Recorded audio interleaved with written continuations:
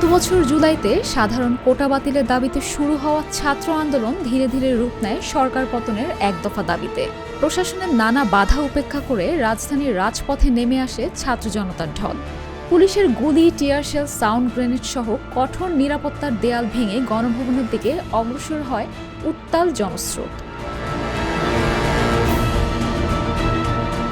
পরিস্থিতি নিয়ন্ত্রণের বাইরে চলে যাচ্ছে বুঝতে পেরে আন্দোলনের চূড়ান্ত মুহূর্তেই গণভবন ছেড়ে হেলিকপ্টারে পালিয়ে যান তৎকালীন প্রধানমন্ত্রী শেখ হাসিনা।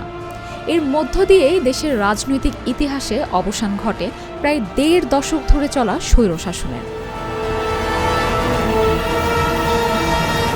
সরকার পতনের খবরে লাখ লাখ মানুষের জনস্রোত বইতে শুরু করে রাজধানীর মানিক মিয়া অ্যাভিনিউর দিকে।